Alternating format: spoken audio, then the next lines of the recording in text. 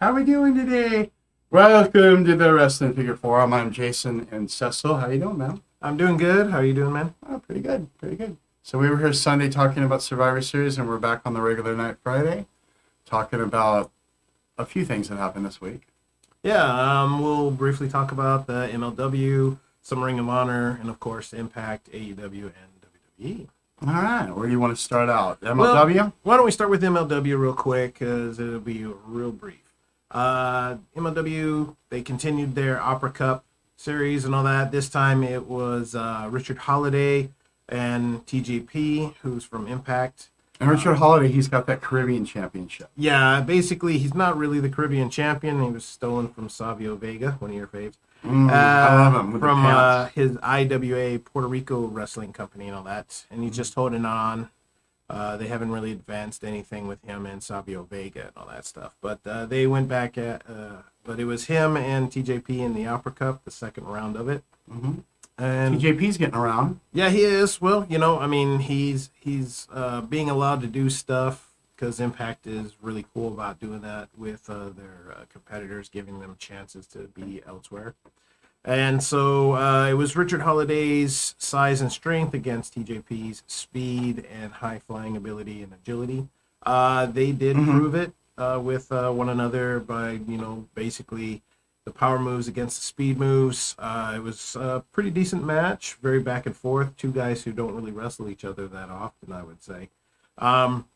Holiday, I haven't seen much of him at all, really, because even with the Dynasty, there wasn't a spotlight on him as much as like trying to establish Hammerstone and with MJF still being there. Yeah, and once MJF's contract came up with MLW and he went to AEW, Richard Holiday got put in forefront, so he's been doing a lot more. They did show a little segment with him and Gino Medina, who was part of it, but Gino apparently is now not even part of the little Dynasty thing, and they had a back and forth. Yeah, I thought he was saying something to him there. Yeah, I quit, you're fired, I quit, you're fired. It was that kind of Abbott and Costello kind of thing.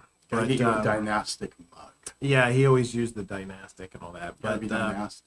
But the match between Holiday and TJP, it went a good 10 minutes or so. Sure. But Richard Holiday ended up winning. He likes to use the move that Dustin Rhodes used, the curtain call, that little spinning suplex and all that stuff. But he pinned TJP about 10 He did it pretty good with TJP. Yeah. TJP, always... he always... Twists, yeah. There you go, Being a lighter guy, he's a lot easier to deal with. Another match they had, MLW signed this guy who I can only assume it really comes from the independents and all that, because I don't really know hardly anything about this guy. His name's Calvin Tankman. Okay. He's a bit of a big guy, sort of heavy set. He's kind of like a Keith Lee, huh? In a way. Well, I mean, they're showing him as really agile, though. They're showing him as being able to really do agile things. So it reminded me of Keith Lee. Yeah, because of that but big guy with the. Yeah, we just didn't really see a whole lot of agility with him and all that. It was a real basic. It looked like a squash introduction squash match against some guy, Rob Mater and all that. I mean, it lasted less than a minute and a half, so you don't really get to see nothing. It was just a way for him to be debut super strong and look like some kind of major force. Just let you know, no, we got a roster. We're here. We're good. Slowly, they're trying to. And they're still talking about Davey Boy. He's in the Grey Cup tournament. We'll see him next week. Yeah. So he hasn't left yet. I think maybe Ryan Pillman is gone. Yeah. I don't know what his status right now He's on at the Dark moment. next week. But, that's because his right. contract with MLW is one of the first ones where it gives him leniency to be able to work with other companies. But I wonder if that guy they're pairing him up with on AEW, I wonder if they're really... Griff Garrison? We'll talk about that here in a brief, because I did read a little article about something he talked about on somebody's podcast and all that. But we do have Leo Rush, though.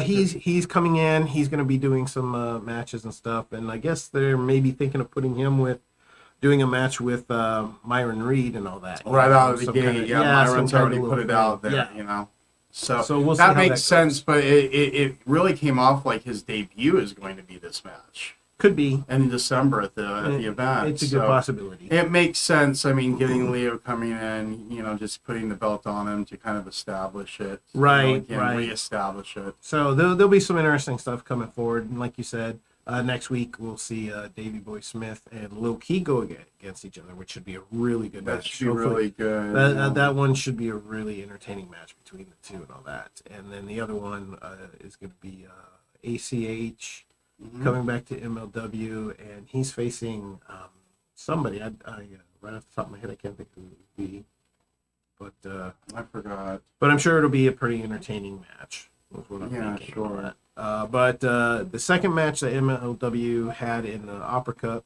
was Filthy Tom Lawler against Rocky Romero, who represents New Japan. The other match was the AAA star, but I just can't place his name. The Laredo Kid. Laredo Kid, thank you. There we go. Right, yeah, we got it. There we go. All right, but yeah, Rocky Romero. Yeah. The patch. No, I'm familiar with this guy. He goes back. Yeah, you know Rocky Romero. Yeah. Because if you've got, history in watching a lot of New Japan and stuff and all that, he was once member of the Forever Hooligans with Alexei Kozlov, and then later on he was with Trent as part of Roppongi Vice. That's where I remember him. He also created and gave the Roppongi name to Sho and Yo, who were members of Chaos in New Japan. But they were known as Roppongi 3K. Wasn't that also the organization in Get Smart? Wasn't it Chaos? Or... Chaos, yeah. But they spelt theirs with a K. The one in New Japan is just the regular one. Missed it by that much. Yeah. All right. But these guys went back and forth. Lawler and Rocky Romero, both, especially Romero is a veteran. He's been doing it for so long and all that. Still in great shape for a guy who's been doing it as long as he has. Filthy Tom's done a really good job transitioning from being a UFC type fighter. And he still's got his dude with him. He still comes out the gi. Yeah, guy. Yeah, that's and he's legit. Yeah, Daniel Gallinari was an actual, I believe, a judo fighter. Yeah, he reminds me of Royce Gracie. Yeah, it's not the same he was thing, in that kind of fighting style and all that, and came into wrestling once. Pretty much, I guess his career for that style of fighting. So he's with Tommy. He's part of So the thing is, dude, Tom comes out in his regular shorts, but his wrestling tights were also they're like jeans shorts. Yeah, dude. Basically a David and he Duke comes style. out with a cowboy hat. He totally with his black boots. He looked like urban cowboy or some. Well, there's a reason why he's been doing that is because before MLW stopped with all the stuff that was going on, he had a thing going on with the Von Erichs. Right. So he's ragging on them and he's being from Texas and all that. So that's where he's doing his. I just thought it was really funny that this shorts look like, even though there's spandex and shorts. I was wondering what lady wrestler he stole them from. But yeah, he went over though. But yeah, expected. Yeah, Lawler ended up catching Rocky Romero. Yeah, I don't see either. A pin. I mean, I didn't see him winning over the AAA. Laredo Kid. They're probably just there for feature enhancement. Supposedly, the MLW has a working relationship with AAA. So you think there's a chance next week he'll next win? Week's Laredo Kid ACH one, I would say, is a bit of a toss up, sort of like Davey Boy Smith and Low Key. I mean, that I didn't expect to see those two match up. Yeah, I would have expected more if Low Key goes over, then I would think Davey Boy's headed out. I would have expected more to be at Low Key Laredo Kid, and then an ACH maybe Davey Boy. That way you sort of got that, you could predict who's going to win kind of thing. And where's King Mo fit into this? Well, we don't see King Mo. Where's this guy? Supposedly with him and all that, they did a little side angle with him and the guy from American Top Team and all that, talking about how, Low Key got in, but why didn't King Mo and all this? So I'm assuming what's going to happen is Davey Boy Smith's going to be the win because King Mo or some group there is going to stick their nose and prevent Low Key from getting ahead and all that. That gives Davey Boy a second shot at, a back-to-back and cup type thing. And Hammerstone still being, pushed. Yeah, they stated this week that Hammerstone, after his attack, he called in by Contra and all this, said he was hurt and injured, had all these, so I think they're going to let that sort of drag for a little bit. And so, earlier on in the episode, they did ask him about Hammerstone. Yeah, Richard Holiday. And he kind of, had this demeanor like, oh, no, yeah, we know, but kind of blown it off. I'm sure with them pushing Hammerstone, look more towards facing Contra on the babyface side of things. They're going to restart Dynasty? You think they're just going to fizzle it out? No, I think people? it's hard. I don't see Hammerstone going forward. Something's going to happen there. It's hard to say.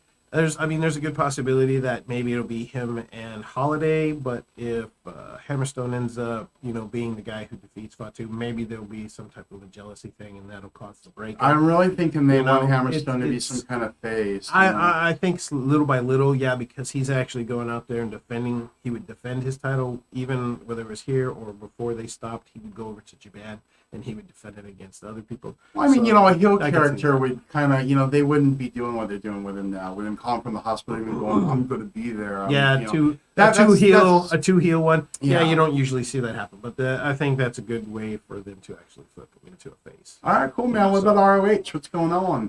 Ring of Honor, they had actually 3 little things that went on this one instead of the regular 2 matches that they usually do. Yeah, saw the EC3 there with the Briscoe. Right, he was going against Jay Briscoe, former 11-time tag champ, I believe a 3-time heavyweight champ, because, Jay Briscoe's got some, weird issue with EC3 coming out and watching their matches and stuff like that. But he's moving, boy. So EC3's one play from Moose and Impact now to Briscoe. Yeah, they got ready to start doing their matches, and they're trying to play their psychological games with one another. But this match actually went really short. Yeah, and ended up Jay Briscoe getting himself disqualified and all that because he was getting irritated with the way EC3 was trying to run this match, trying to get him off his game and stuff. Get in his head, just complete mind games. Right. So we'll see a continuation of this in some form and all that. What it'll be. It just all depends. We'll see. So before the big reveal match, what was that middle match? The middle match, it was a pure wrestling match. Went by the basic pure rules like they did in that tournament, and they're actually having those kind of matches now as regular. Right, I didn't see this. It was a member of the foundation, basically Jay Lethal, right, and he was going against LSG. Which, if people don't know, his name is Luis Saint Giovanni. Mm-hmm. And LSG, for a while there, was in a tag team called Coast to Coast. But they've went their separate ways. They're no longer doing tags. But the interesting about this one is Jay Lethal and LSG have a little bit of a backstory, which I know backstory is something that you like. Yes. And during the show, when they've had special matches and all that, they do a little backstory between each guy where there's little interviews and talks, especially if they've met in some form or fashion. Well, actually, probably about 15 years or so ago, back when LSG was in high school, he was a perennial baseball player for his high school. And then he tripped on LSD. And LSG was tripping. And so he, coming from Jersey, just like Jay Lethal, Jay Lethal was working, early in his career for indie companies and stuff, and they had a wrestling match in the Jersey area, and LSG ended up going and seeing it. He actually showed pictures of taking pictures with Jay Lethal after the event, like in a fan get together type. Harken back to the Mick Foley. Yeah. Ricky, was it Jimmy Snuka off the cage in MSG? Exactly. He's in the. Exactly. Well, also too, wasn't there another story about Christian and Edge in the crowd at WrestleMania 6, right? Yeah, there's all Warrior and Hogan there in Toronto. There's a lot of guys. Yeah, it's kind of fun, when there's the connection. And there's that picture too about Chris Jericho with Ricky Steamboat, and how he idolized Ricky and how his dream was to be Intercontinental Champion. Right. Those are nice. So these guys did have a little connection, and LSG, doing singles now, wanted to prove himself, because he's always known as a tag wrestler and all that. And so he felt this was a good way to go against Jay Lethal and all that, show his wrestling ability in the pure wrestling match. So they, it was a nice little exchange back and forth, moves, combination of moves, counters and countering their counters, trying for pinfalls, submission maneuvers, Jay Lethal going for figure fours, because that's one of the people they loved was Ric Flair, and LSG did during some of the match get a little frustrated, try a little cutting of the little corner here and there and all that. Probably youthful frustration and all that, facing a guy who has a lot of years of experience on him. But it was a good back and forth match. But it did end up going, I believe it was a 15 or 20 minute time limit. So with the for these pure matches, if the time limit does come to a draw, they do have 3 judges, and it ended up being the judges went, I believe it was a unanimous 3-0 for Jay Lethal, and favoritism. The only reason I could see why they did it was that LSG did grab for a rope break only one time, where Jay Lethal didn't. At one point, never go for a rope break. So I think they gave the slight pure rules. So, right. I think they just believed that Jay Lethal had a slight edge just because he didn't have to use a rope break where LSG did, and maybe they felt he had more of a commanding go during the match, to where there were times where LSG had got him outside and looked to maybe hope to get more of a count out one and all that. Wasn't really being the aggressor inside and where Jay was. So I mean, it was a really good match though, very enjoyable. Sure. Don't very often see a time limit match. There's always something happens before it runs out. All right, and then what about that third one? We got a the third coming one here. The third one was a really interesting one. Matt Taven was going against Bateman. And Bateman was a guy that Ring of Honor had signed this last year from the United Wrestling Network out in the California area and all that. Bateman is part of Vincent's little group when he broke away from Matt Taven and TK O'Reilly and the Kingdom and turned on them to create his own little psychedelic faction and all that. And so Matt Taven and Vincent, LSG. Yeah, no kidding. Here we go with it. But so Bateman and Matt Taven had a nice little match. They showed their wrestling skill sets. They showed the aggression. Matt Taven showed his aggression out on Bateman because he really wants to get back at Vincent. But Bateman wants to prove to himself to Vincent, and feels he can handle Matt Taven and stuff. This match, probably, I believe it was about another 15-minute match or so and all that. Matt Taven did end up getting the victory over Bateman. But when that had happened, Bateman did attack him. Vincent did come out. Shenanigans. Vincent, gets on the mic, starts spieling off his little, crazy little talk that he likes to do, constantly saying... Is he like a Charlie Manson?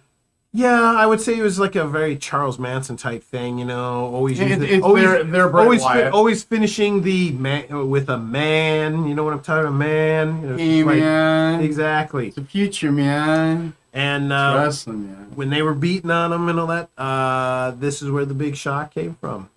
All of a sudden, you just start hearing... Maria! You start hearing music. Maria Kanellis. I couldn't believe it. She looks great.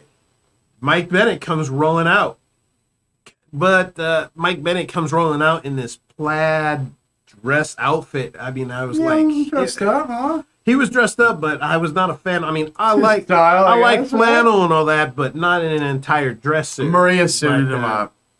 Maybe we'll blame it on Maria. We'll blame it on Maria. No, but yeah, he's back. The Kingdom looks like they're back, huh? Yeah, old tag team partners, members of the Kingdom. Because, like you said, yes, Mike Bennett was a member of the Kingdom with Matt Taven. He was the leader, wasn't he? Actually altered. The originator of the Kingdom was actually Adam Cole. Oh, baby. Adam Cole was friends with Mike Bennett. Mike Bennett brought in Matt Taven. And it sort of altered who was the leader of it. So Adam Cole's ever go back to RH? No, not probably likely. Not with Brett AEW. He'll probably be going there if he goes anyway. I would think that would be the But yeah, that was great, you know? Yeah, that was a good reveal. They got back together. Mike Bennett ended up having a little... And now we know Mike's going to start working again. He's going to start wrestling. Yeah. After 5 years, right? When was the last time you had a match that meant anything? Actually, it would have been probably couple months ago because he was it did. the Impact? No, actually, he fought Nick Aldis for the NWA heavyweight Oh, title. okay, that's right. He did have that NWA. Because but the COVID, I forget. But they did have those. Because the NWA has been doing a cooperative little thing with the United Wrestling Network, Gotcha. and in their shows, the primetime ones that you can. The Pro Shingles. No, No. this one is more one that you have to actually pay for. You have to go onto certain websites like Fight TV, where it would cost you about $8 for every episode that you watched. But I think the episodes are maybe an hour, 90 minutes. I'm not really sure because I'm not going to pay for it. It's just not enough for me to do. But that was his last match before him coming back to Ring of Honor. His match against Nick Aldis for the NWA title. All right, well, cool. Well, so Impact. What about Impact? Okay, well, Impact, we had a lot of different things. Mm-hmm. Let's go from the beginning. Well, that should be the women's tag team match, I believe was the first thing. Okay. Because they're doing the women's tag tournament, and which we saw a new pair of ladies that came into Impact, Ashley Vox, and I believe it's... Delmo, she's got such a tough little name. Delmo something and all that. I mean, Ashley, I remember from NWA. Yeah, well, I know both of these ladies because I used to watch an organization that you never did watch. But if everybody out there remembers Chikara Pro Wrestling, which had a lot of guys who had done stuff for maybe a couple other companies here and there. These ladies were known as the Sea Stars in Chikara, and they showed up as the Sea Stars again here in Impact. And they ended up facing Kara Hogan and Tasha Steelz. They used a lot of references. Matt Stryker, who was their guest commentary for filling in for Madison Rain, who had to be at a court hearing. Right, she was later. Yes. He was, but Matt Stryker was there. Good to hear Matt Stryker. The guy Josh Matthews. A guy I'd love to see do more stuff with. Well, he does his homework. He's good to listen to. He knows what he's talking about. He's a good play-by-play guy. Right. He's kind of a Mike Tenay JR hybrid. Yeah, he knows a lot about the wrestlers that people don't know about. A lot about the luchas. A lot about Mexico. Well, he was an educator. So exactly, and he was in Lucha Underground, so he's very familiar with them. But the Sea Stars, I like how it's sisters, Sea Stars. Yeah. But I like how all of these nautical references, I can't really remember any of them. Do you remember any of the puns? There were too many to mention, but it was pretty good the way Matt Stryker was coming up with a lot of them. It was very entertaining listening to the description of the match. Matt was really he was showing up, Josh. Yeah. We knew he would. I mean, Josh was like, he was getting kind of frustrated, I think. Yeah. It was very entertaining. It was a good match. Vox and Delmo. Ashley Vox got speed and agility where Delmo had the size on all the girls. She showed her strength and her ability towards Tasha Steelz and Kara Hogan. And it seems like weekly we're seeing the tag team thing because of the belts that they're wanting to reestablish. Yeah, they're definitely bringing in a lot of gals, and hopefully, we'll see the Sea Stars continue to be there along with a couple of others, which we will just discuss here briefly in the future. And but it was a fine back and forth match. Tasha and Kara, they being a team, and they've been tagging Kara. lately. I do like Kara. They have been tagging for a good while now, and so they have. I'm not really familiar with the other girl, but they're like a Tasha team. Steelz? Yeah, Tasha Steelz. They are together. So. Well, she was on NWA for a short time as well. Okay. And she also fought in Ring of Honor as well. So I am maybe a little more familiar with her than you are. Yeah. But she's a good fundamental wrestler. But they seem to be an established team. Oh, yeah. Win the tournament, they'll probably go. I think they'll be, up in the semifinals for sure. Sure. But they have a real good chemistry because they've been doing this for like over a month or so, almost 2 months being together, doing stuff. Yeah. But definitely in the end, it was Hogan and Steelz beating the Sea Stars, advancing, moving on. They'll be facing whoever the winner of the Vienna Prazo and Kimberly versus Taya Valkyrie and Rosemary matchup. I see them winning the whole thing. Taya Valkyrie and Rosemary. But unless there's some shenanigans. I mean, there's a possibility. I'd almost put more money on Havoc and Nevaeh because they've been a tag team and had. You don't think Father Mitchell will come out and screw Havoc? Hey, anything is a possibility. That'd be funny. You never know. But it seems like he's only around just for shenanigans. Yeah, but my money would be on the Havoc and Nevaeh just because they've been the tag team out of all these teams and groups the longest in general. You know, because they were tag teaming long before they Havoc did even come back to Impact when they wrestled in the Ohio wrestling scene. So after the first match, did we get that first segment there with Swinger in the hospital? No, what it wasn't Swinger was in the hospital. Oh, I'm sorry. Was Scott D'Amore. Yeah, Scott D'Amore is in the hospital. Yeah. Scott D'Amore was in the hospital talking to a doctor about Johnny Bravo laying unconscious, and if he was fine, and the doctor said, well, there's a decision to be made, and Scott D'Amore's like, well, if we have to pull the plug, then let's we gotta do it. You know, he's still wearing his fanny bag, right? That's Swinger. Oh no, wait, that's Swinger with the prison. Yeah, I'm thinking the hospital. Okay. Yeah, you're getting ahead of yourself. Boy, I am. Aren't but right. We'll get to that. Go. We'll get to that in a second. You go. So the doctor's saying that he's recovering really well. He should wake up any time, and hopefully we'll find out who did shoot Johnny Bravo, which later on in the show we did. So they cut through. So they got through that segment, and we then went on. There was a segment of, I believe it was the Beat Rohit segment was, and so he said, whoever wanted to come out, come on out. It ended up being Suicide. Yeah, he comes out because his music hits, gets in the ring. He's like, oh, you think you're funny? You think you're clever about this? He's insinuating stuff. He goes, well, this is not going to be for the title. You're not getting a title shot. You can try and beat me to get one, but you're not going to skirt, And we all know what he was probably talking about. I assumed, okay, it must be TJP. Since TJP has a history of being one of the people. Yeah, they were going into the match with him, assuming that it was him. Yeah. So we see this match, and it was a decent match. A bit of back and forth. Raheem was always trying to tear off Suicide's mask to prove that it was him. So then, he could, catch TJP in the act of, trying to circumvent the rule that he can't face him anymore because he lost his match last week. So he's one of the machines, Sessel. Yes, which one though? I mean, he's not the super one. That's for sure. That's Andre. Yeah, we know that. But so the match goes back and forth. Raheem finally does get the mask off, and if you were watching and paying attention, you could tell that it was not going to be him because TJP came out. Because TJP did come out shortly just after the belt or the mask came off. Mm-hmm. I could see like there was some blonde hair, so I assumed that it was like maybe Caleb Conley or somebody else, perhaps. And or maybe, whether they were who going to was show the one guy with the blonde hair that was in the Ohio faction? Oh, Jay Christ. Yeah, that would have been a really good one, right?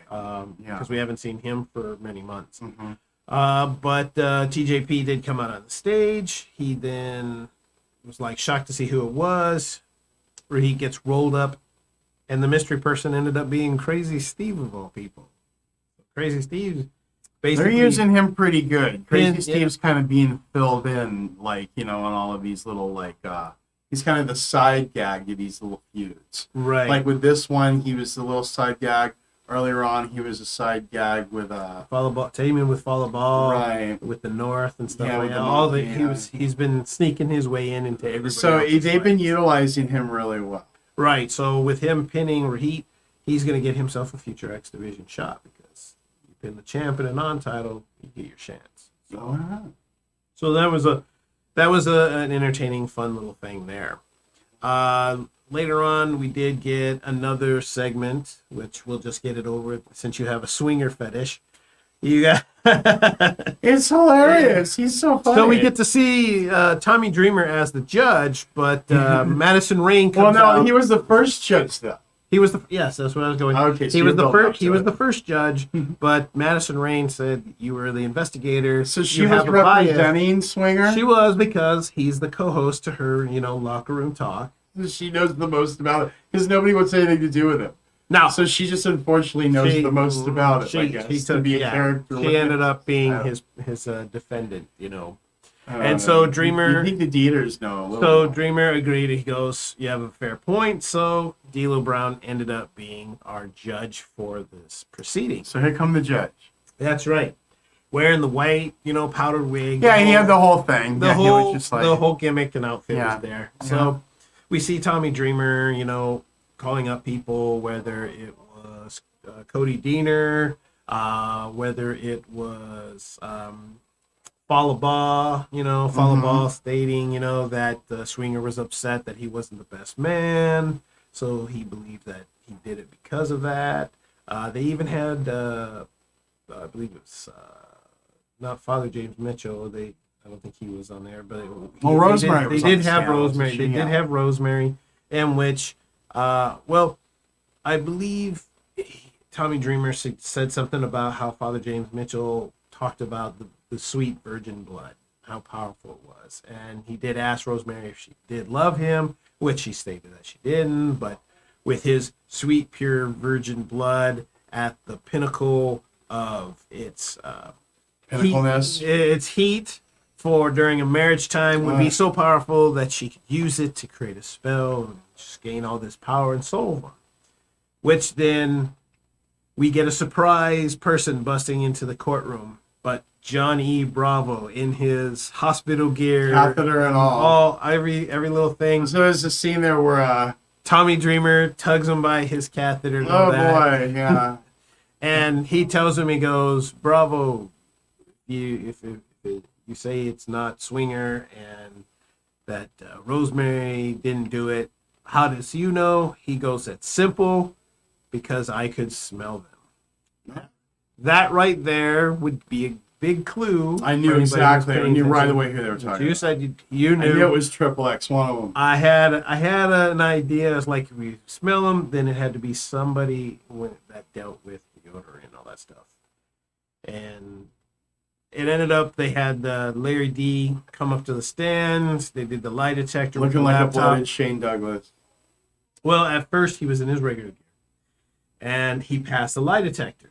But when Tommy Dreamer brought out the infamous cologne bottle with ring rust, spraying it in, Is that like their Larry D. arrogance? I guess so. It's like, wouldn't that have been funny if Rick Martel would have made a cameo? Oh, that would have I been mean, people say he magnificent. wants nothing to do with wrestling. He doesn't really involve himself, but That would be a great. That would have been or even funny. if they had a dude dressed up like but that. of course, yeah, it's not big enough for probably to convince Rick But Martel to do something. if they sprayed him, then all of a sudden he's dressed up. or the all in his Bushwhackers suit. come in. The Bushwhackers and the Dieters need to have a face off, man.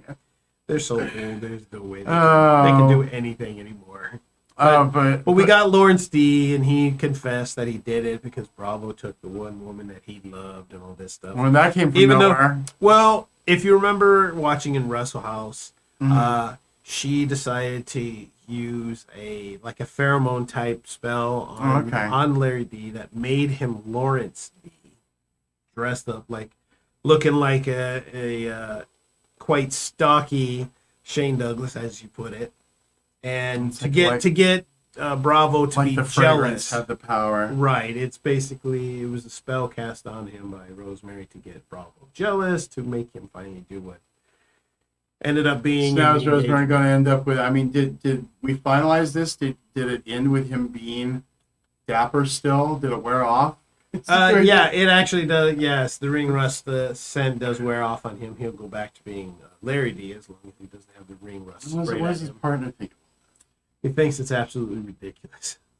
What it seems like. Poor So Judge D'Lo ends up claiming that Swinger is the innocent man. He gets out free, and that ends up being Good times that. are had by all. Fanny bags are out.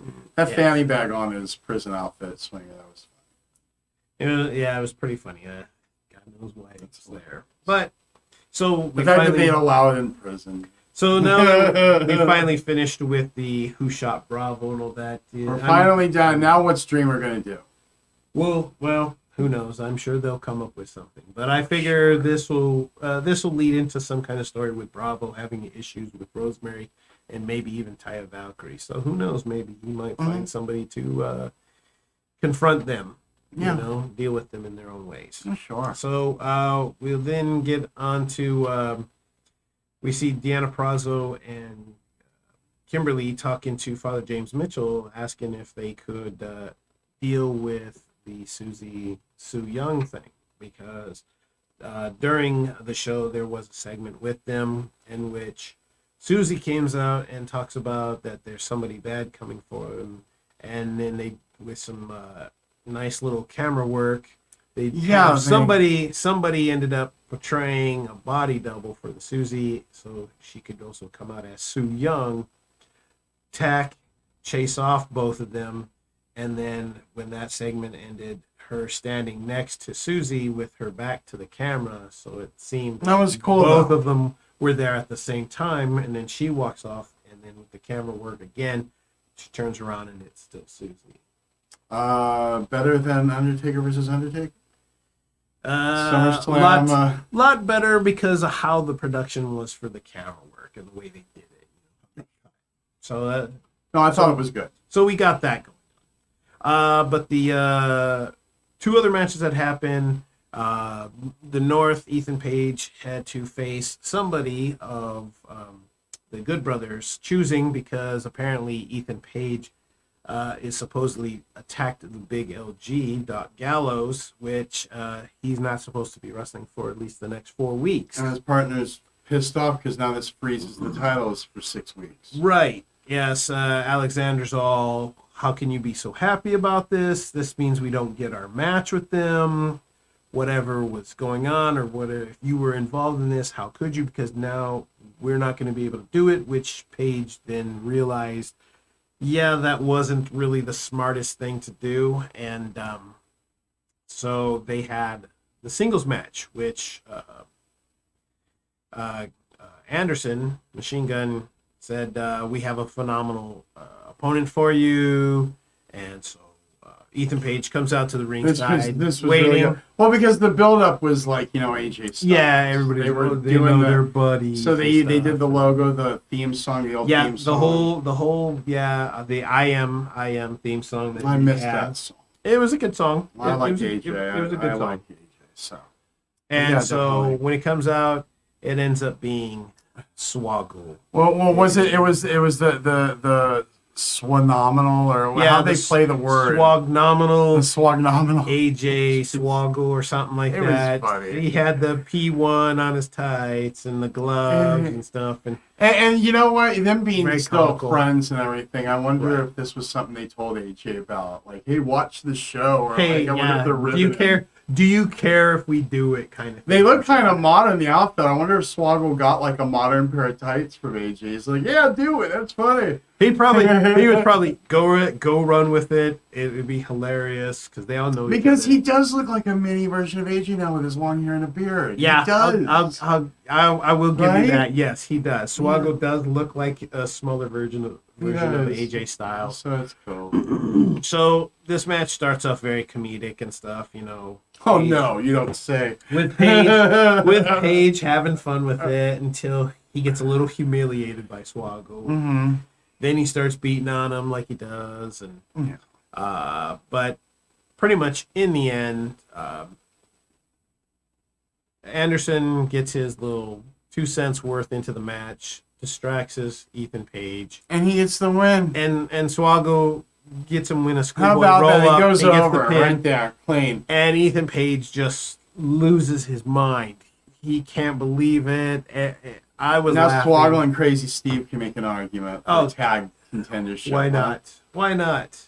So he goes over there. So you see Swoggle beat Ethan Page, and Page just loses his mind. And then did we get the segment with Crazy Steve and Swoggle in the back after that?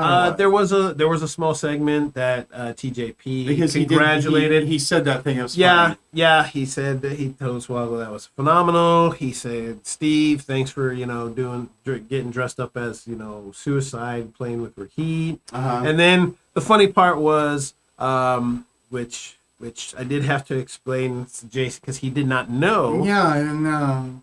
where he forgot about that one little thing is when he told Steve, he asked Steve, Crazy Steve, did you see the look on Rahit's face? And he's like, no, and he starts laughing. And I just thought he was doing because his character just he's not He paying thought it was- attention, you know. But as I know I've stated in the past that Crazy Steve is a legally blind person who wrestles. He only sees shadows and figures and lights and shapes. He doesn't see the script visuals and all that stuff. So and so that was the little Stan that was Hansen. yeah, Stan Hansen, and there's been a few other people that have had that unfortunate visual issues.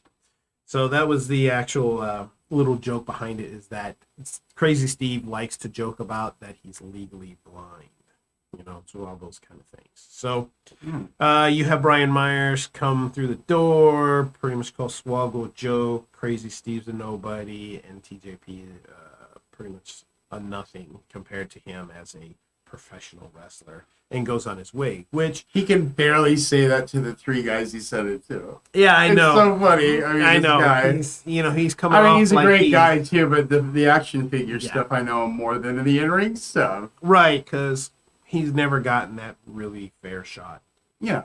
in wrestling unless Exactly. he's wrestled in the indies and stuff like that. So I could see TJP and him going at it, or maybe even Crazy Steve and him possibly, you know, with Myers and stuff. It'd Yeah. be interesting because we've already seen it with Swan, and we could see it with them, and which would be really nice, and I think would be really good matches. Cool.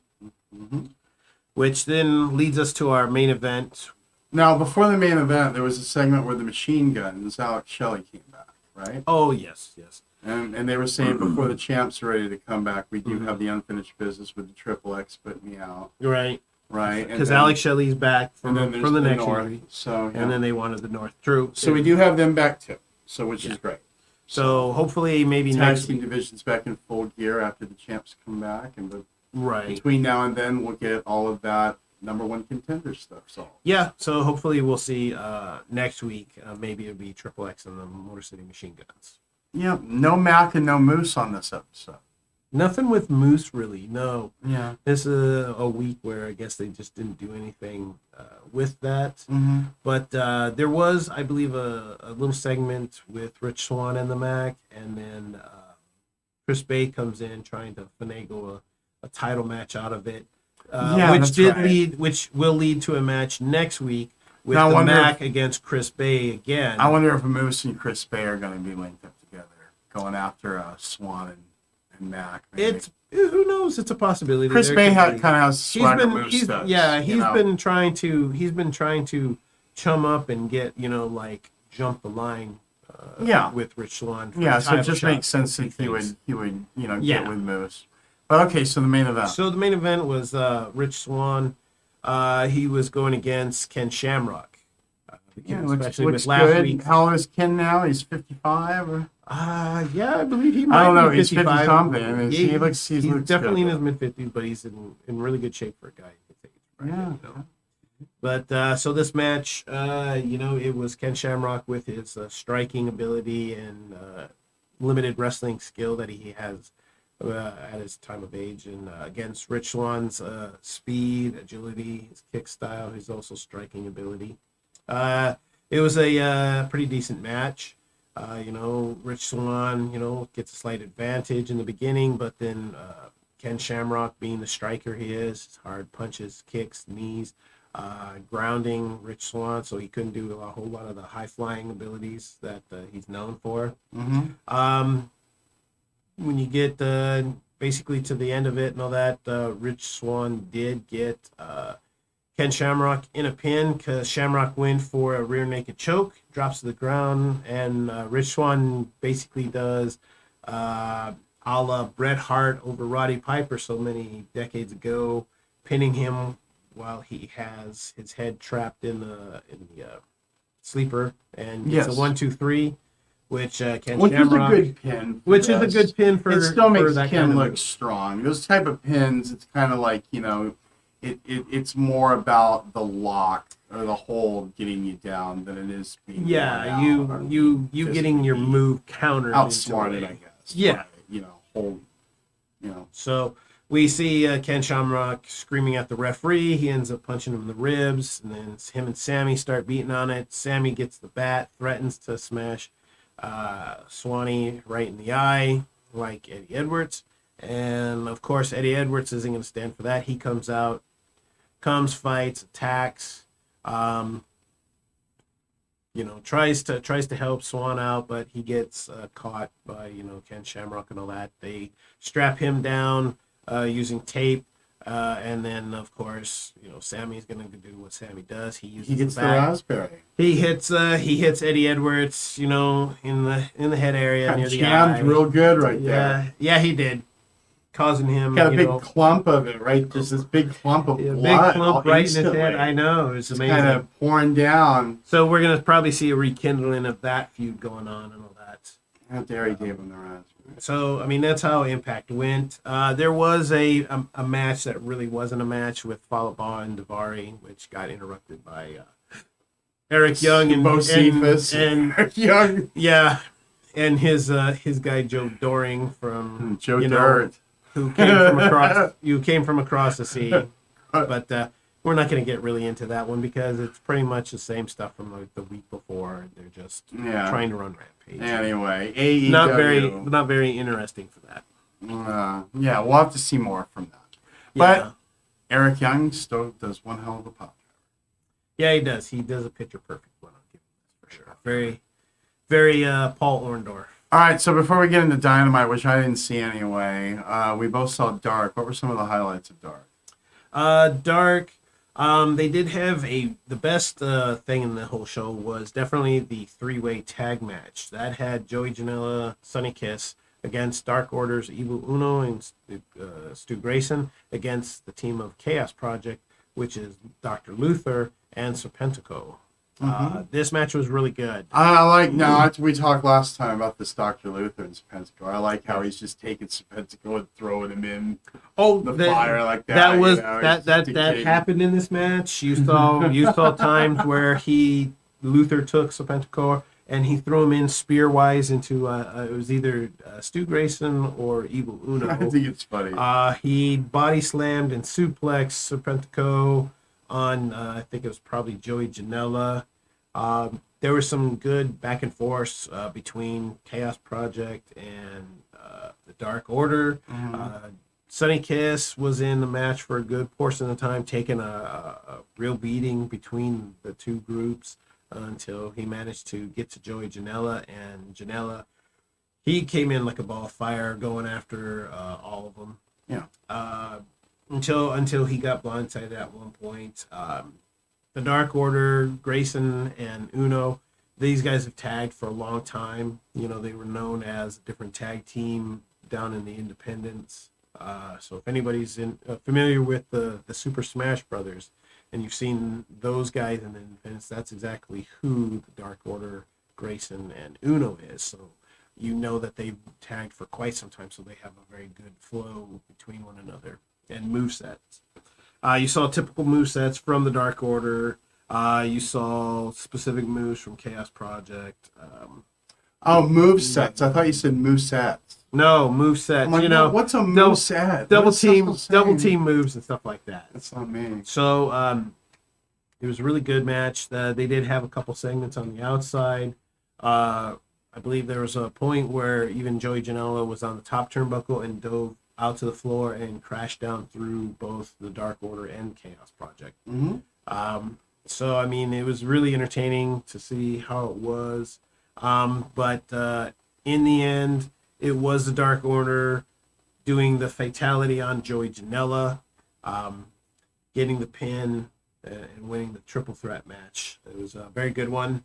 A few other matches that we did see, we saw the recently turned heel Will Hobbs with Team Taz facing the newly signed Nightmare member family of Lee Johnson. Okay. He pretty much had his way with Lee Johnson. Lee Johnson it was really just kind of like an enhancement match for him for Cobb. A bit of a match for Hobbs. Way to show you like why he's with Team Taz. Yeah. He was wearing a new singlet of black and orange. For Taz and all that stuff. What about the blue pants segment? I thought this was great. How she's her own woman now. Oh, she's yes. the only library. The librarian. I'm excited. Leva Bates had a nice little unique shoot there in her library talking about that. Because I was wondering. She's man. drop the weight. She'll Yeah. write her own story, make her own, thing. Peter's gone up because that's the highlight right there, boy. Peter got his first win, man. Yeah, Peter. Can you believe it? 127-1. No, actually, it was. I think it's 125-2. Way to go! I believe it Way is. to go, Yes, he Pete. got his first victory over. He was more Fuego del surprised Sol. than anybody. Yeah, he was very shocked and happy, but it was actually a pretty decent Yeah, it match. was no problem. Fuego del Sol, for being a very lightweight masked wrestler, he has really good matches. He had actually a really good match with Brian Cage, I believe, a couple of darks back. Well, Avalon comes from that pro shingle pedigree. Yeah, So we know what we're dealing with. He that comes guy. from there as well. We let's see, what else did we see? There was also Well, we saw this Britt Baker segment.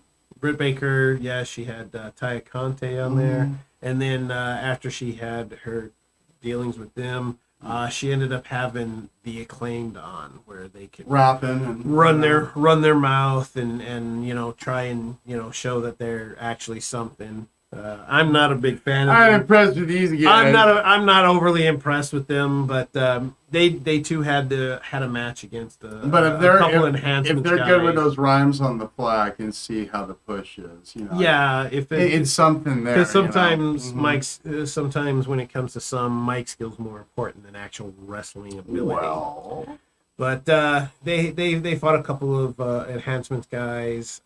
We also saw Kylie King get a second victory. She ended up facing who was it? Not Was it Velvet? Oh no, it was Rachel Chanel. oh, that's right. Because Velvet did have a match though. Red Velvet did have a match against Tesha That's right. Tesha Price and all That's that right. stuff. It was actually a pretty good match. Mhm. So you saw Red Velvet get a victory. Kylie King got her second victory on Dark. So they're both definitely two ladies that are definitely coming up and all that. I could see. Dark almost 3 hours. They're turning this into a show to watch every week. Oh yeah, They're giving us segments and they're giving us feuds and storylines and even the Guns had something going on, didn't they? Yeah, they had a 6-man. They were the first match of the night. Right. It was the 6-man with Colton and Austin and Billy against the 3 gentlemen. I think it was Cesar Bononi, KBH or KTB. I forget exactly how his letter thing goes. And a new guy, Seth Grigas, I think it was. Pretty decent sized group and all that. But you ended up seeing Colton was the one who ended up getting the pin. Yeah. I forget he used his daddy's famous. Wouldn't it be funny if Billy was like, getting the pin still? No, boy, you have to do it. No, actually, I think Daddy's there just for support. Well, obviously he is, but Because, wouldn't it be funny if like they have him be a character where he's still like he's using his sons to wear out the opponents and he's going in for the pin. And he goes for the pin. They should do that. I don't know, whatever. It'll be fun, but I think Billy's No, he's definitely just he's there doing for his he's doing this so the boys get that. Yeah. Because I can see eventually they're gonna have it go from just the Gun Club. Maybe they'll use the other moniker they do have They'll a trade turn for on it, their the Sons of a Gun. But I'd rather them just keep the Gun Club and let Gun Club is good because it's let also Colton- a moniker that you could have people come in. It can be a Right. faction moniker. right, because it's eventually going to be Colton and Austin. And then all of a sudden you'll hear, "Oh, you didn't know?" And it'll be Road Dogg's kid. Does he have a kid? I'm sure he does. And then my it'll bet be is, my bet is he has a dog. it'll be the other guy's kids. What's the guy's name? Chuck and Billy. It'll be Chuck. Chuck Palumbo. Chuck Palumbo's If he has a kid will kid. come- How would that be? Who knows? Well, we did. There was a few other matches. I mean, there were many. It was almost a 3-hour show. Oh, cool. Well, Dynamite. The only segment I saw, I watched on YouTube. I did see the Taz segment. Yeah, where he there was wouldn't leave the ring. And there he was called an out issue. Cody. Yeah, he. But everything else, He has an I missed, issue so- that his belt isn't recognized, which No company has ever recognized the FTW belt because it's just a belt that Taz created because he had issues. It's like the $1 million belt. Yeah, because he had issues because he never got a true heavyweight title shot pretty much anywhere except for ECW, which he did end up winning that belt. Well, I'll tell you the only reason champion of. You're champion of the Joneses. Hmm. You're the FTW champion. I think Taz would appreciate that. Champion of the Joneses. You're champion Jones. Yeah, well, when you're wearing the belt, we all know what the FTW truly stands for, but for me, I think it's for those wishing they were a heavyweight champ. For those wishing. Yeah, that's what it would be for Taz because he never got the true championship, a run in a big company that he ever really wanted. It stands for the win, right? Some might think that, but he did come out. He complained. Cody came out. He went in there. Cody stupidly turned his back to him, and then, of course, Taz does his little Taz mission. He did the Taz mission, though. It was nice to see Taz get some action after all these years. The only action he's had, because he got a little upset because if they talked about Taz's son, I believe his name is actually Tyler, but he goes by Hook. Because of Red Hook, Because of Red Hook, yes. That actually Taz's son has been trading at Cody's Nightmare Factory, and that if Taz was such a great manager and training guy, then his own son would learn under him, which was a pretty nice little dig. The son was there. He walked off with his dad, so it kind of gives you the feeling that maybe the son now is going to kind of look at Cody as kind of a piece of crap for doing that with his dad. But you never know. The son left with the father. True, and that's what you would expect him to do. Right, exactly. So he'll probably. You don't know. We could end up seeing his son debut and just be the little toady for the group and all that stuff. But I guess we got a Rey Mysterio Dominic thing now with Taz and Hook. Yeah, wonderful. Hopefully they don't keep fighting the same person for like 8 months. Is Hook a captain? I doubt it. So. Too bad.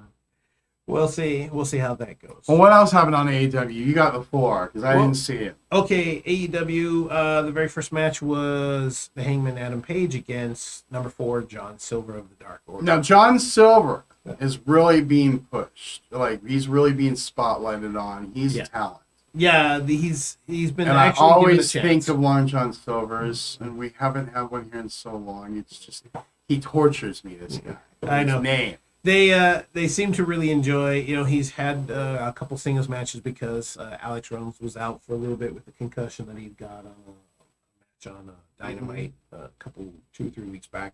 So they've been giving him a chance. He's been coming out having really good, phenomenal type matches. He showed the strength he has for a guy in his short stature. Even some of the agility that a guy like him with his thick muscular body can do. So he's actually impressed me because when I first saw John Silver, I really didn't think much of him. I just you were like the first thing I thought was, okay, he's just some short, stocky little jobber guy who's hanging on to Alex Reynolds, because I know who Alex Reynolds was because I had seen him in indies in the New York area because he used to tag with his brother back up in Pat Buck's company that he has up in the New York area, which guys like Fallah Bah and a few others have come from and have did spots for different companies. So I knew about Alex Reynolds. John Silver, I didn't know him from a hill of beans because I'd never seen him actually do anything. But what about a chest of gold? Did you know him from a chest of gold? Not a chest of gold, not from Davy Jones's locker, nothing. I knew nothing about this guy. But what if you were 10,000 leagues?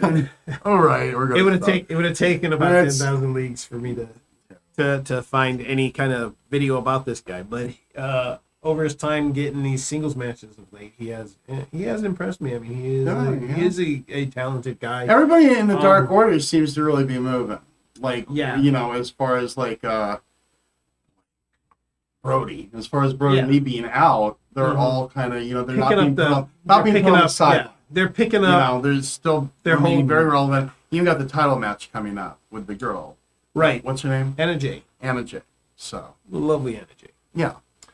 But yeah, they've been managing to, as some people would say, they've been managed to carry the bucket for keeping the Dark Order relevant. We have seen with Evil Uno, he's been more doing his recruitment in a different way than how Brody Lee has. Brody Lee, is more forceful, angry, aggressive, where Evil Uno is more the snake oil salesman trying to be very slick. Good cop, bad cop. In a way, yeah. Yeah. Which, in itself could lead to a different story of a cracking of the faction. But that I wouldn't see until maybe way down the road. But this kind of push with John Silva, also a lot of people see that this could also lead to a branch off one where he ends up breaking away from them, or Oh, I trying to see prove- him breaking away. I see a lot of them breaking away from this. when it's all said and done. Right now, the only ones I'd see doing the breakaway part would be maybe Uno, Grayson, and Silver, but in a different way. Is Grayson the funny one? No, Grayson is the serious fighter. He's the bald one. Oh, wait, I'm sorry. He wears the Well, face which paint. one's the real funny one? That's Silver. That's Silver, right? Silver's been the real goofball. He's been the goofy one. So he'd always get slapped by. so definitely, so yeah, Brody and all that. Silver's gonna break. So I see there's possibilities of it happening. Right.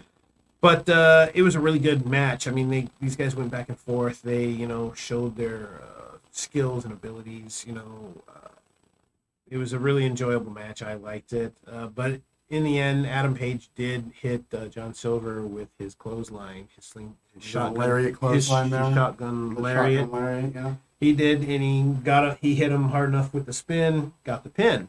Mhm. Dark Order comes in to gather John Silver, and Page has had history with the Dark Order before. And Uno comes to him and it's like, hey, we know that you lost friends, you feel alone, you feel by yourself and all that, and offers a hand. It's like, if you ever feel like you need to go somewhere, our door is open to you. But I can't see that sort of panning out. I can see them constantly trying for it, and I could see when Brody Lee does come back from his ankle injury, if they did the story just right. What happened to Eric Rowan?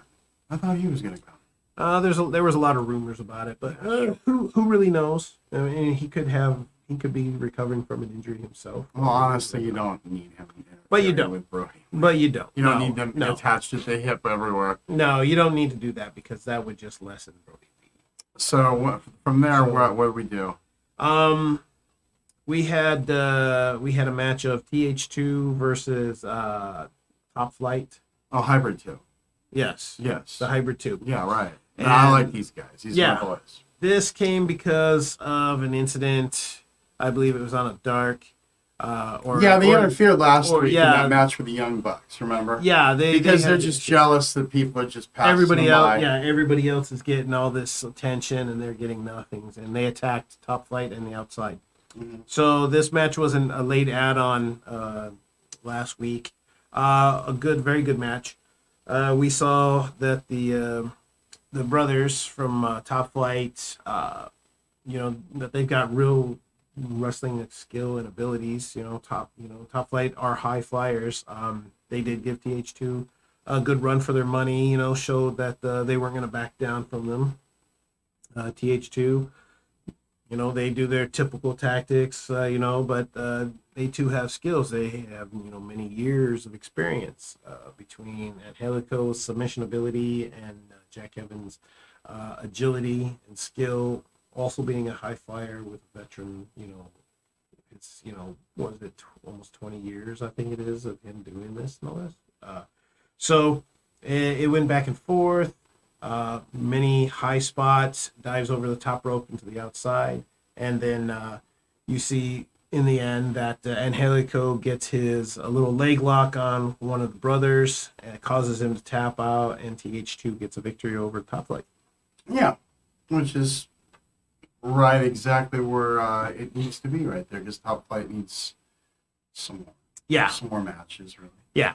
AEW is all about that record, so. Yeah, they say, records matter. And so, but this was a really good match for Top Flight because they get to show more of their ability and skill, and TH2 gets a bit more exposure, which I'm sure will lead to them with the Young Bucks and various other tag teams.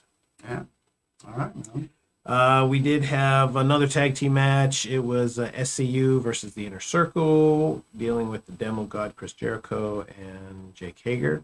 All of the Inner Circle was out there, even Sammy. He wasn't at the beach or anything. So we see, MJF, Wardlow, Santana Ortiz all out there. What happened to the Matt Hardy stuff with Sammy? That just kind of fizzled out. I think with the final deletion, that's where they wanted to end it, because they just wanted to end that feud, I think, as quick as possible. Yeah, because they're moving on. Just to get on with it. So another good match. Actually, in this match, this was the very first time that Christopher Daniels and Chris Jericho had ever faced each other in any company. Anywhere in the world, this was their very first time going at each other. Sure, I mean, pretty much, understandable, but still amazing because Chris has been around for so long. I know. Chris Jericho, he has 30 years of experience, where Christopher Daniels has actually 27 years. So between them, 57 years of wrestling experience all over this world, up and down the road. Nitro, seeing Chris Daniels on, Jobber match. Yeah, right? It was he was in one of the matches on the very last night. The same night, AJ Styles was there in a tag match. Isn't that fun? And Christopher Daniels had long black hair. Right, yeah. That was the first time I ever saw Christopher Daniels or AJ Styles. Was in that WCW thing. That's amazing. You can remember anything from that year at WCW. Well, it was the very last one. I remember the last episode just because of the Flair Sting and all that. I remember who AJ Styles tagged with that night. All right. Because he was a guy. What was the main event of WCW 2001 Greed? Was that the very last? I think that was the last one. I think it was Greed. Wasn't that the Sting and Ric Flair match? No, that was Nitro. What was the main event of their last pay-per-view, which was, I think, Greed? Oh, man. Yeah, right. I don't know. I can remember that. It was probably Steiner and Booker T or something, but it's a possibility. You know what I mean? It was probably. I wouldn't see why not. Okay. I think Booker T was a champ around that. It was like Steiner and Buck were like kind of going back and forth. But this was a really good match. SCU, they've teamed for, it feels like 10 years now.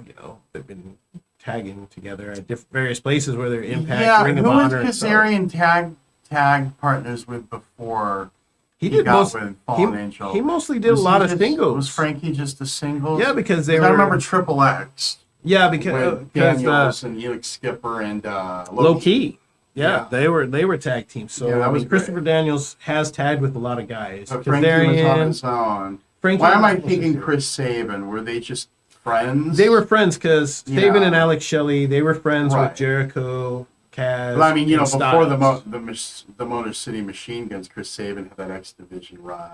Yeah, he was mostly a big singles guy. He went like heel and face and all that. Right, he went back and forth. But yeah, between the Guns, Styles, and the two members of the SCU, they were all friends and buddies back in the Impact days and stuff like that.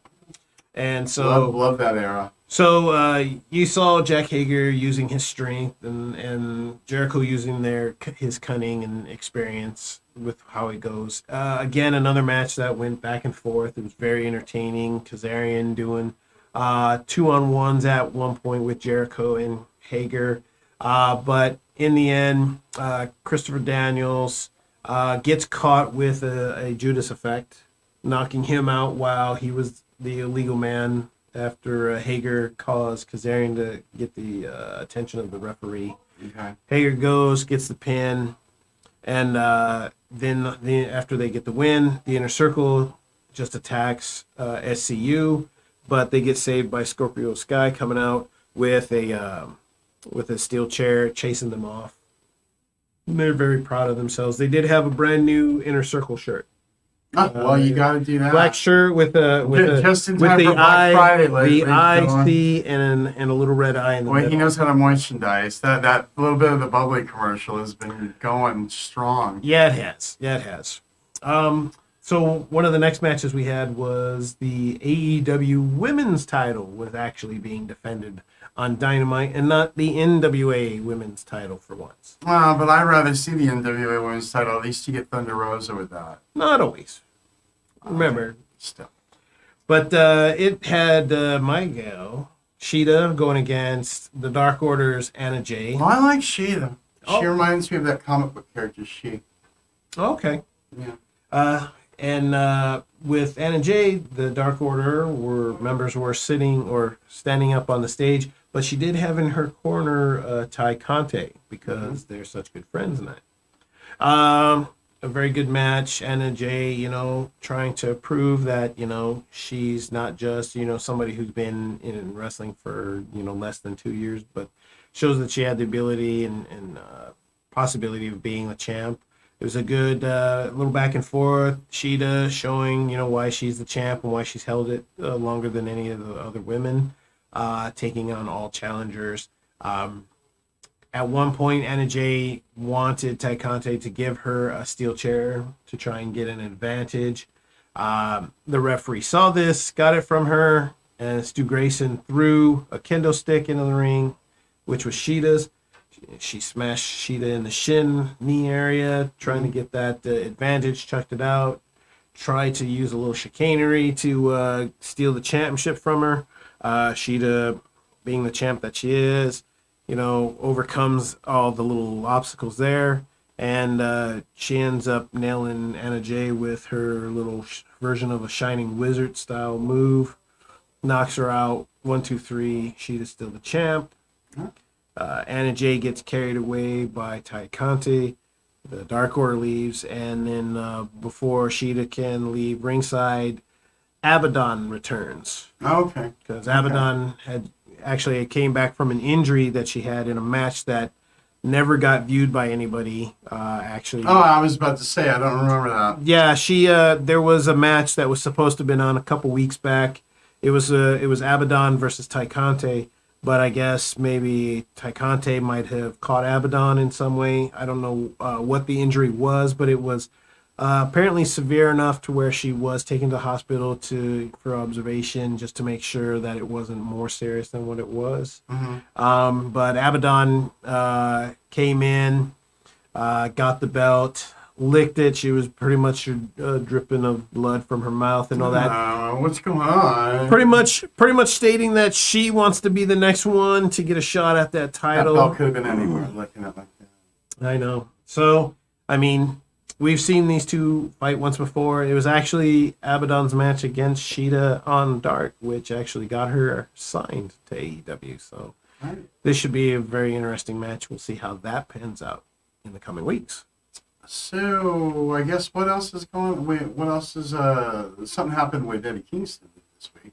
Sure. There was the official. There was a thing with the official contract signing because last week we did see John Moxley get attacked by somebody, not knowing who, and he actually had a confrontation with Eddie Kingston. They got in his face, and Eddie pretty much told him, you know who probably did it.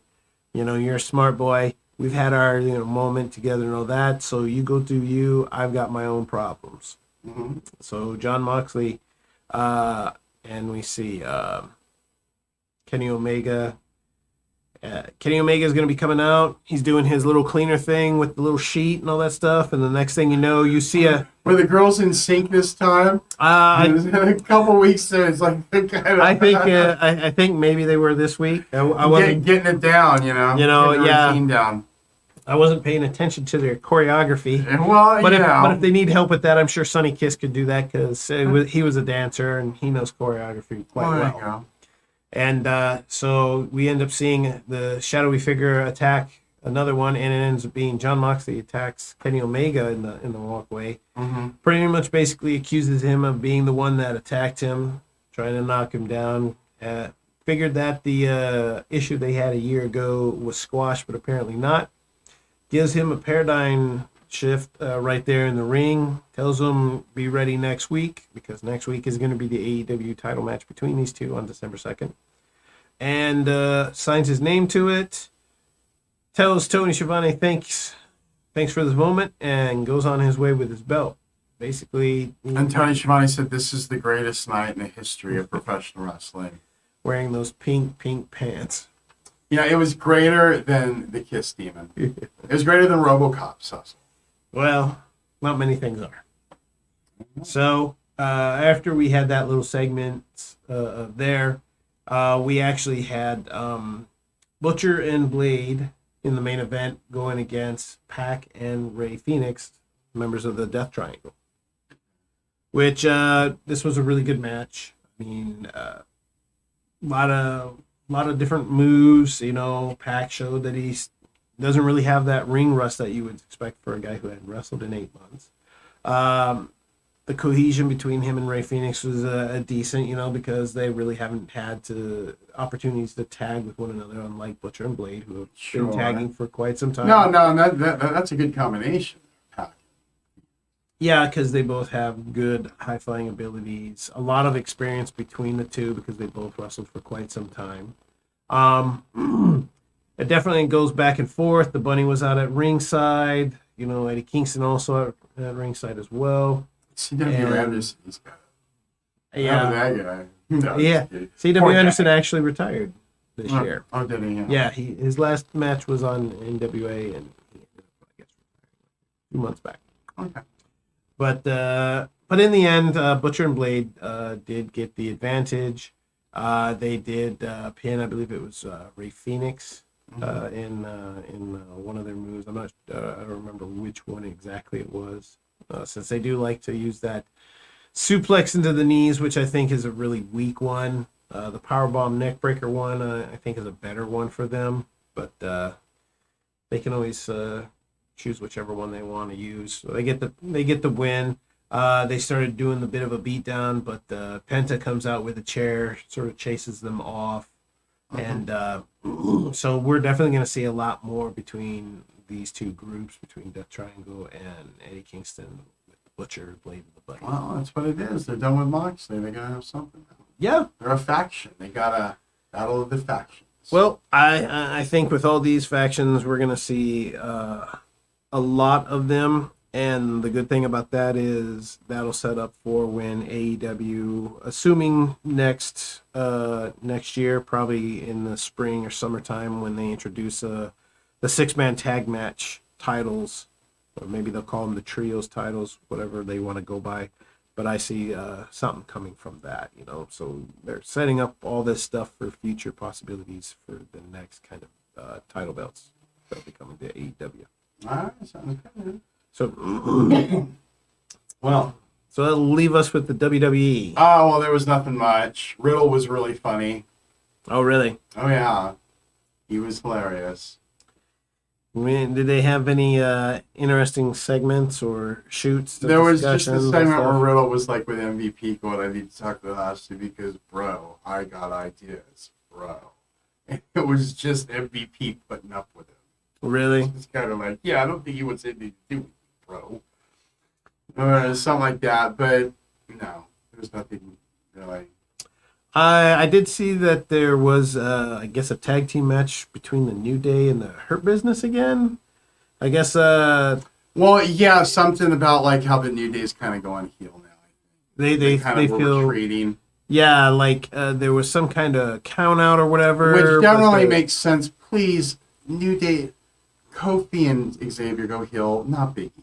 yeah, Don't do this. from So I think this makes sense and it's good. yeah, from what it sounded like is that the Hurt Business were screaming for them to come back and fight in the match, you know, and they did. And I guess this was supposed to be a way to have the Hurt Business get a win and look strong. And they look contender. like faces too. Yeah, and you got Which is good. I don't mind that one bit. I don't know if that was their plan. But yeah. I mean, Xavier, they need to capitalize on the fact that Xavier has hardly been there for any of their success.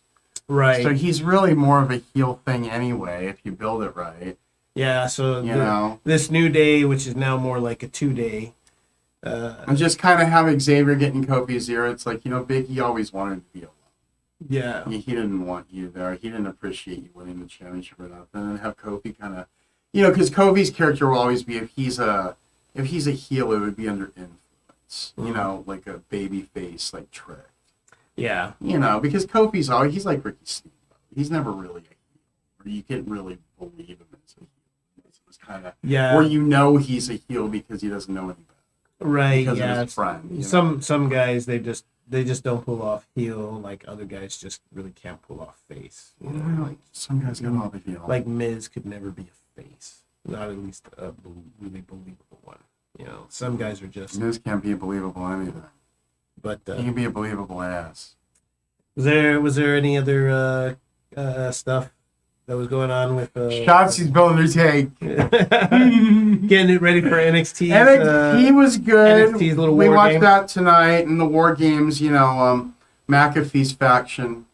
You know, Pete Dunne got the win over O'Reilly, so they're entering first. They're getting the advantage of War Games. Due to outside interference. Right, and then Shotzi's team kind of got blindsided. Shotzi wasn't there, but Right. you know, Rhea Ripley and Io Shirai got beat down. And Yeah, Tony by Storm four. went bad. yeah. Tony Storm. It started out with Tony Storm kind of turning on Ember Moon and throwing her to the wolves, so to speak. Yeah. But that's about it for NXT too. And honestly, I mean, I don't remember anything else for Raw. So this isn't the show you watch for WWE stuff too much, because even when I watch it, it's not that memorable. It's just got a lot of the same old kind of campy stuff. That We're just we're catering to all the other wrestlers. Right. I mean, We don't need to give the WWE too much time. No, they get have enough time. plenty with of every time on their others. own. Yeah. Plenty of people out there that drag on for hours about how horrible they are. We don't need to do it. No.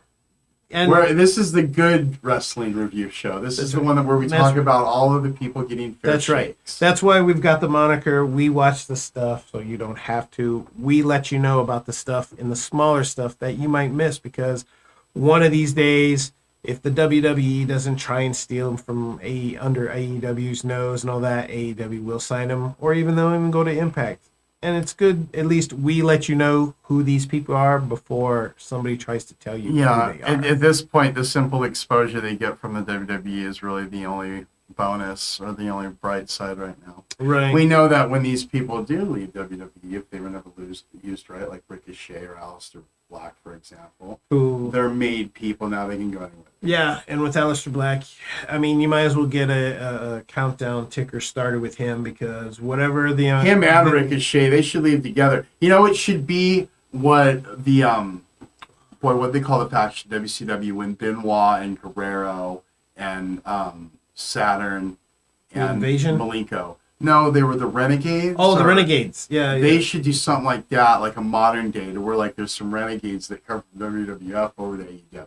That would be Like funny. at the same time, Basically, like steal Ricochet, Aleister. the old 20-year-old ID. Why not? Cody needs to make just a theme of anything he can get away with that's ripping them off in any way. He needs to do it, just as like a jab, you know. Well, AEW does like to throw that occasional jab and shot at them in some way. I mean, let's face it, I sort of laughed because I understood the reference a couple of AEW Darks back when him and Excalibur were talking about the enhancement wrestler Ryzen when he was facing, I think it was Frankie Kazarian or whatever. Uh-huh. And they joked and he goes, "Man, that guy's a terror Ryzen, you know? Terrorize. Would anybody get over with that name? No, because it's stupid." That guy's a total mantar. Yeah, I mean, and if you terrorizing. don't, and if there's anybody out there That's that funny. didn't get or understand that, Terra Ryzen was actually Triple H's first wrestling name when he first started wrestling in the Florida regions and stuff. That's That great. was his name, Terra Terra Ryzen. Ryzen. So it was a slight little jab at a very, very old name. What about Vinny Vegas? Oh my god, yeah. What Some about of them, Oz? What about, oh God, how many did Kevin Nash alone have? the Yeti, was he the Yeti? The too? Yeti. Not that, in fact, was the greatest night in the history of our sport. No, The Yeti hump. The no. Oreo sandwich that was Hogan with the Yeti, and who's the other guy, the giant? Or was- Maybe again. No. All right, that was great though, man. Yeah, well, I mean, you know, we put so much importance on WWE, we choose to do this at the same time SmackDown's on. So what does that tell you? Yeah. And- It just tells you we just want to. It's on Hulu without commercials. It's a lot easier. Yeah. Why waste yourself with all that extra time of commercials? All right. Well, with that, anything else? There was one last little thing. There was a gentleman who worked for Impact Wrestling. His name was Bob Ryder. He passed away actually on Tuesday. I'm not sure of if it was by natural causes or if it was because of some outside force, being a cancer or whatnot. But Bob Ryder, from what I found out, was a gentleman who also did help found and help create a lot of great moments that happened in the Impact slash TNA eras and all that. He was a good company man and a guy that I know a lot of people in that company are going to miss. And I just wanted to throw that out there because anybody who works in the business, whether they are behind the camera, in front of the camera, work in the ring, or help commentate and all that, should always be remembered for trying to bring wrestling fans great product, great stories. And if this was a person, Bob Ryder was a guy who's going to be completely missed, definitely by the Impact company, because he did bring us a whole lot of great memories when it comes to the past. So rest in peace, Bob Ryder. Well said. With that, Wrestling Figure Forum is done for this week. Yep. I'm Sessel Smith. This I'm is Jason Horton. And we'll see you same time next week, this Friday. Same Wrestle Channel. Same Wrestle. So everybody out there, remember, hit the subscribe, the notifications, leave a comment. Let us know if you got any questions, if there's anything that we might have missed or that you want us to bring up. We'll gladly get to it. Do the thing. So you guys take care, and we'll see you next time. Dig it.